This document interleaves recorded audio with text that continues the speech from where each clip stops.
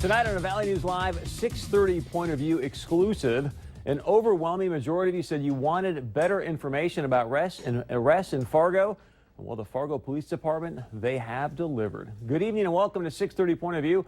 I'm Chris Berg. Thanks so much for joining us. Last night here on 6:30 Point of View, Fargo Police Chief David Todd revealed here first that the Fargo PD is now able to break down arrests based on race. You might be asking yourself, well, why is that important? Well, one reason is because according to our exclusive Valley News Live poll, you and I, the public, we said, you know what? You wanted a better breakdown, a more accurate assessment of police data in our community.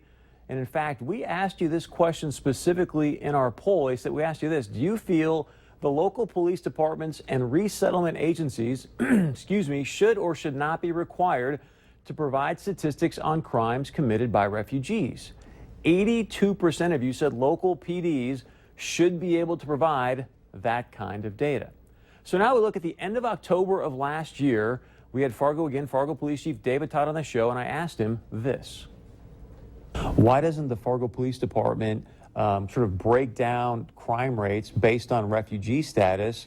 Have you ever considered looking at that and going, okay, you know what, let's do this? Well, you know, that was a question I actually asked today of one of our lieutenants. Does our records management system allow us to break down by race? And it doesn't currently, not that we're aware of. And then it certainly doesn't really allow us to break down by refugee status. So tonight, I'd like to give a little tip of the cap, if you will, to the Fargo Police Department and Chief Todd, because after that show in October, he went on to say this last night right here on 6:30 Point of View. You know, after that show, Chris, I went back the next day and I had talked to my staff before, and they said, well, we're not sure how to do it, but we have this new crime analyst person that's in our department, and I sat down and talked to her about that, and she said, well, I think I can do that. So nice. Within a matter of that day, she actually was able to generate a report for me on arrests based on race. And so we do have that information available now.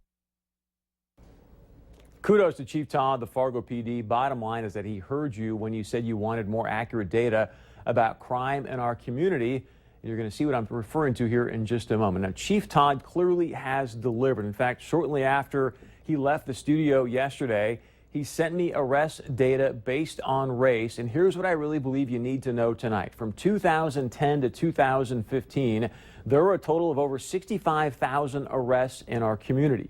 Over 50,000 of those arrests were of white people. So clearly the most arrests were of white people, but to most of us that seems pretty obvious when you realize that according to the 2010 census, Fargo's population was over 90% white. So of course, white people are going to be the most arrested based simply on total numbers. And the way I want you to really look at this information is you need to look at arrests, in my opinion, per capita. In other words, the percentage of arrests in relationship to the percentage of the population of that particular demo, if you will. And let me show you specifically what I mean. You can see it here on the screen. Again, white makes up more than 90% of Fargo's population, and there were just over 76% of the total arrests over the last 5 years. Whereas blacks in our community, they make up roughly 2.7% of the population, and yet they made up over 11% of the total arrests in those 5 years. American Indian, Alaskan Natives, they make up roughly 1.4% of Fargo's population, and yet they accounted for over 7% of the arrests. Again, why is this information important? Because as you can see, it's actually the American Indians. The American Indians are the most arrested population in Fargo per capita, while blacks are the second most arrested per capita, and whites are actually the least arrested race per capita based on this graphic. So what does all this mean? Why could this be important? Well, honestly, I don't know for sure. I'm not in these numbers every single day, but here's the thing I think it's important. I think it would be interesting for us to be able to cross-reference the arrests based on race and socioeconomics, because from the research that I have done, I think we would find that socioeconomics has a much stronger relationship to arrests than race.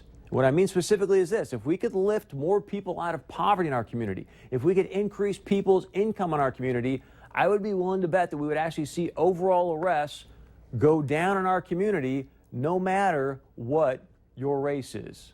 And that's tonight's point of view. Now, we asked you about this data earlier today on our Facebook page.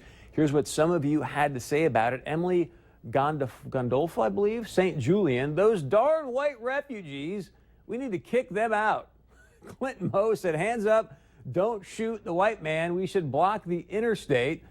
Laugh out loud. And Jonathan Dorset says, starting to think Valley News likes to stir the pot a little. Let's see the percentage of whites committing crimes versus percentage of minorities. If you have more white people, chances are you're going to have more white crime. This article is garbage and misleading. I wouldn't say that. I mean, the stats are right there. And again, I think what you want to look at is what is the rates of crimes, the rates of arrests per capita. We just broke that down for you. You can see again, Native Americans, the highest population of arrests per capita, black second, whites the least, at least based on that graphical information we showed you earlier today. Would love to know your thoughts. What do you think about the Fargo PD now obviously breaking information down based on race? Many people there were saying, hey, what about the consequences of potential racism and things like that? There's no racism in data. I think the more data that we have to see what's going on in our community, the better off the Fargo PD can serve us, especially in light of, you can see the interview last night at our website, 630pov.com, but Chief Todd saying, hey, of course, we're down 12, 14 people right now.